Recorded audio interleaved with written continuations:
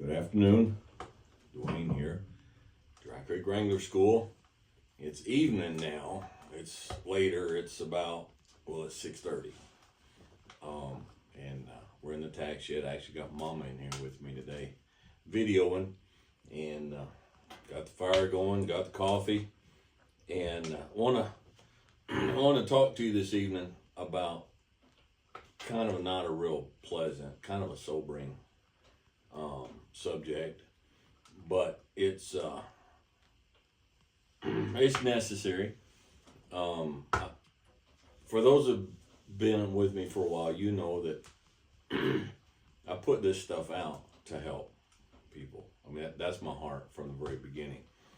And one of the things I've got a lot of questions on the channel from time to time is, Dwayne, how do you deal with the pain of loss when you lose a horse? And it ties in with loss of everything else. And we lost a horse yesterday.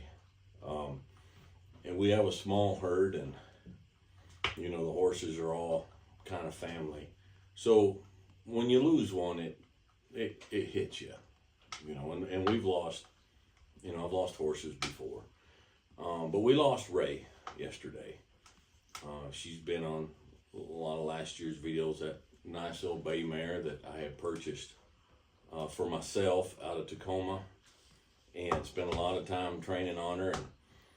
And the horses have been kept in a big pasture up on top. And we go up there, especially here lately. The boys go up about every couple days and check on everything. They got a lot of water, a lot of grazing. And they had gone up a couple days earlier, and everything was fine. And they went up yesterday, check on stuff and to do some riding. They called me and said, Ray's in pretty bad shape. Her right front hoof looks pretty bad. She's got into something. And she was standing and everything. So I took the trailer and went up there.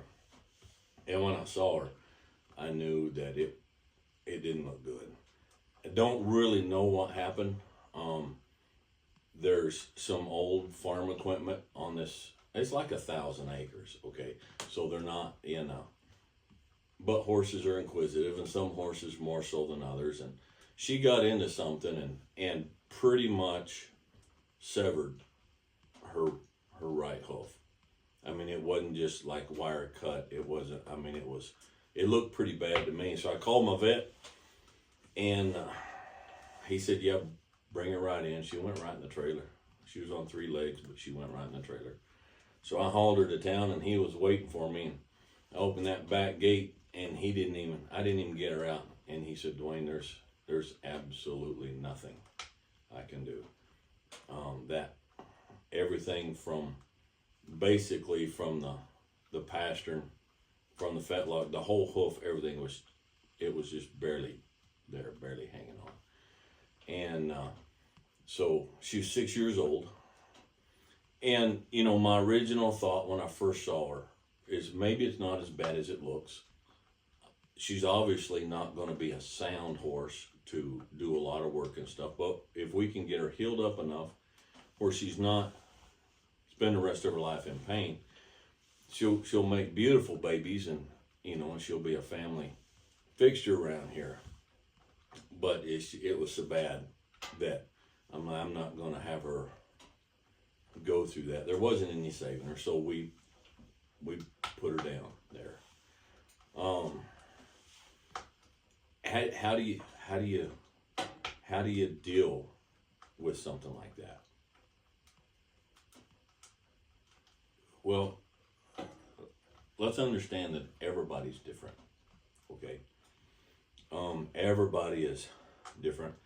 Everybody's relationship with their horses is different. And it affects different people different way. It affects you different than it does me. I was, there was a little bit of a tear. I was a little choked up, but one of the things that helps, let me back up here. let me say fundamentally first off, and I know there's going to be a lot of people out there that disagree with this, and that's okay. All right, that's okay. You guys know that we're Christians and that we believe and take our life views from Scripture. And, Genesis, I believe the horse is a magnificent creature that was created by God, specifically, magnificently for man. That's what I believe. But I believe that Scripture says that God spoke into existence earth, and he spoke into existence the animals, and then he got down, and with his fingers he formed out of the dust of the earth, he formed man and breathed into man the breath of life, and man became a living soul. I believe that mankind are eternal. I believe that we are eternal. We have the breath of God in us, and I don't see in Scripture that animals do. I believe that, our dogs, our cats, our horses, our whatever, I believe they're born and they live and they die. And when they die, okay? It's the end. And I never lose sight, as much as my entire existence around here is geared towards the betterment of the life for horses here on earth. I can't do anything about their eternity because I don't believe they have an eternity. I believe we give them the best life we can give them here on earth. Book of Proverbs says, the righteous man regardeth the life of his beast. And we take care of them, and we have as much respect for them and as much care for them as we can. And then when they go, they go. All right. Now that doesn't mean that we don't feel anything when they go. All right. But it's not the same as when a person goes. Now they just step through a curtain into eternity. It's a whole different story. Okay, we're totally different creatures. But how do you deal with it? You have to remember the good and dwell on the good. All right, now as down as this is, at this point, I'm gonna have to tell you another story that's even more. And this is where we had to learn this. When my boys were quite young teenagers, my oldest son Ben bought his own first horse, and it was a filly. She was a young filly. She was just a few months old, and so we left her with her mom until she was weaned proper, and then we brought her home to a small controlled area at the house, and I believe it was over winter, so she was just taken care of. She was grown, she was handled. He called her Dixie. And then when spring came, we decided it was time to take her down to the pasture with the other horses. Now, we did everything that we could do. All right, you want to be logical and reasonable. So we took her down there with the other horses, and we had her on a halter, and the pasture was about 3 acres. And so, having been around horses a long time, I took her out in the pasture in a halter, and I walked her through the other horses, and I walked her all the way around the pasture, all the way around by hand. Showed her all the fences. We went around and checked. So I showed her all the parameters, and she was out there with other horses. Of course, they were excited. That's the way horses are. My boys the pasture was kind of sloping and came up, and there were a couple of pine trees, the kind, they might have been cedars, pine trees that grow all the way down to the ground along the fence line, and they were up, and the gate was up on top, so they stayed on top. So we took her all the way around, introduced her to the horses, turned her loose, and then they took off. All of them just took off joyously, running like they do. And so I came down the fence line to keep an eye on them. And as I come down the fence line about halfway, they all come tearing down the fence. And for a reason only a horse knows, she decided that she was going to try to jump that fence. But she caught the top wire, flipped, landed, and she broke her neck right there. I watched it. Well, that was a horrible thing. But immediately my first thought was, Ben, I can't let Ben see this. And so they were coming down because they wanted to watch. And Ben, if you can imagine, I mean, his eyes were this big and his face was beaming and he was so joyous. I mean, just so ecstatically joyous about the whole horses running and his own horse out in pasture. And, you know, the magic that is horses, you know, and he was just totally, and so I'm jogging back up the fence towards him to catch him before he come around those pine trees and saw her laying there. And I have to go up to him with his face joyous like this, and I have to stop him.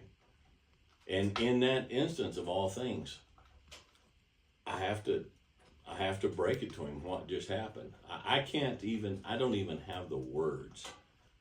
I mean, that's been 15 years ago, 16 years ago. I don't know. I don't even have the words to tell you. It was one of the worst things I've ever gone through. And I had to stop him, and I had to tell him, son, you don't go down there. And as gently as I could, I had to tell him what happened. Well, he was crushed, heartbroken, naturally, as one would expect.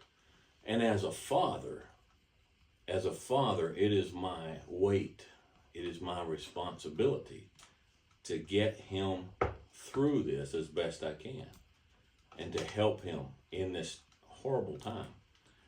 And so I put my hands on his shoulders and I said, son, we have to remember.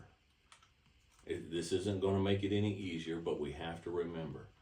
Only something that is capable of bringing us great joy can bring us great pain. And if we want to have the great joy that so many people never experience, then we have to be willing when the time comes to accept the great pain. Okay, you can't have one without the other. And so we got through it and we dealt with it, and I borrowed a piece of equipment. My dad helped me, and you know, we took her in the pasture and dealt with it and took care of her. It's not easy. All right, it's never easy. But some things that help are understanding the nature of it. We get great joy from horses, and therefore we have to accept the fact that their loss will bring us great pain. You cannot have one without the other. It's the balance of life. All right? But one of the things that helps, one of the things that helps me, like with Ray had come from the folks I got her from, she'd come from a really good home. And before that, she didn't have such a good life. And she had been ki-yied pretty rough by a bunch of young cowboys. She had the white hairs in several spots from saddle sores, and when they had got her, she would just buck in a heartbeat because she expected to be jammed with those spurs. But they had worked her and loved her and gentled her and brought her down, and then we brought her down here and we continued on. And she, she was petted and she was loved and she was taught and she was trained and she was ridden and she was fed good and she was dewormed. And so I can look back and I can say that up until the time that this tragic accident, and we still don't even know what it was, happened, we did right by her. Her life ended at a high point. Okay? If her life had ended back when she was 2 and 3 years old, where she came from, it would have been just a tragic life that was lived tragically, and ended tragically. But we took her, and the folks who we got her from, wonderful folks, they did a wonderful job with her, really took good care of her, treated her well, and from there she came here. And so we just look at the positive, and we focus on the positive, and we go on. And we are reminded, we use it to remind us that the rest of our horses, we're just always reminded to take good care of them. To take good care of them. To give them the good life. And that's not just physically. There's more to giving a horse a good life than throwing a blanket on them or giving them feed. Horses like us, all right, they have a body, but they also have a mind and will and emotions. And we need to give them the best that we can give them over the whole horse. All right? And so if we invest as much good into them as we can, then that balances out when the bad happens, because the bad happens. Okay? And to a degree, it's the same with people. All right? I haven't gone through a lot of loss of close loved ones. Some. I was pallbearer at my grandfather's funeral on my 14th birthday. That was kind of rough. My father passed away last year. I had a lot of love, a lot of respect for my father. He passed away last year.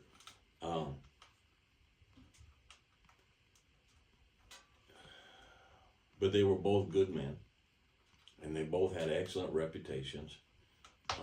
And there was a lot of positive in their life. And so I don't look back at the people I have lost who have passed, who were close to me. I don't have to look back with a ton of, I don't have to carry the sorrow that comes from deep regret for relationships that were squandered. Can I say that like that? Okay. I did not squander a relation. There were things my dad and I did not agree on. He had different views than I had. He had different approaches to things than I do.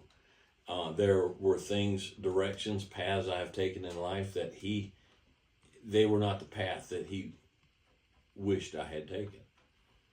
And I understood that, and I never dishonored my father. I never dishonored my father. I never stood up and got in his face. We never argued about it. It just was what it was. And so when he left,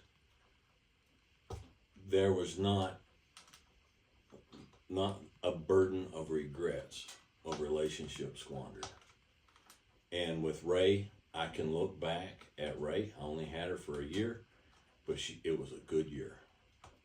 And I don't have to look back and say, I wish we had done this and I wish we had done that. She was healthy. She was fat. She had wintered well. She looked really good. She was happy. She was with the other horses, which was her natural environment for the winter. So what makes handling of loss harder than it already would be is the pain of regret. Okay? And that's something you can control. You can't control, now if a parent passes and they weren't a good parent, you'll regret that they weren't a good parent. You can't control that. You can't carry that burden. But you can say, I never dishonored my parent. I never hurt them. Okay? Or a friend. I had a close friend a few years ago, and I moved away, and he got killed in a car wreck. And I drove all the way back to the funeral, and it was sad to lose this friend, but there was no regrets. There was no pain of past actions that had open wounds that were never allowed to heal. Okay? So, Dwayne, how do we deal? Everybody's different. But, I can just tell you that one of the things you can do is make sure there's enough good in the life and the relationship, whether it be your horse, whether it be your dog, whether it be a person, that there's enough good in that relationship that at least you don't have to look back with the pain of regret. Okay? You remember the good times. Remember the good things and say, look, in the grand scheme of everything, there was more good than there was bad. And so I'm going to remember the good. And then I'm just going to go on. Because, like I said, anything or anybody that has the ability to bring us great grief when they're gone, that was somebody who had the strength to bring us great joy when they were here. All right? And so, embrace the joy of what they were instead of the grief of what they no longer are. All right? Process it. All right? And then just keep going and let it be a lesson to you, whether it's man or beast. Be a friend of the world as much as, no, I'm not going to say that because the Christians will take that as it says in the Bible. Not the world, not the system, friend of the system, but be a friend to your fellow man. Be a friend to your animals. Be a friend to those that are around you. And it just makes the loss more bearable. Okay? All right? Not a real upbeat, cheerful video, but I didn't want to make it. I didn't want to do this video. Deanna asked me yesterday, she said, are you going to get on and talk about this? I said, I don't think so. But I thought about it today, and I thought, you know, it might help somebody. And so hopefully it helped somebody. All right, so we're going to quit there. Oh, we'll talk about this. You're going to want to know, some of you guys, it's the cigar. I did, when I was in Tennessee, I did a video once about, and you can go back and find it, no name, no band cigars. Are they any good? And they were cigars, if you go back and rewatch that video, there's a charity, a children's charity, and they have a fella in Nicaragua who's from Cuba who hand rolls Nicaraguan cigars. And they sell those cigars, and all the profits of those cigars, I'm telling you for a reason, okay, goes to this charity, Jaden's Journey, and I'll do a full video for them later here before long. But this is one of their cigars. The man who started that had a son and went through a lot of pain and a lot of tragedy with that, and made good out of it. Okay? So anyhow, that's what that is. And then, of course, the Juniper Mountain Coffee. Coffee cures a multitude of ills. All right? So anyhow, I'm gonna sign off there. And just be logical. Be reasonable. All right? Be safe. Have fun. Be tender. But be tough about it. All right? And we'll catch you guys next time.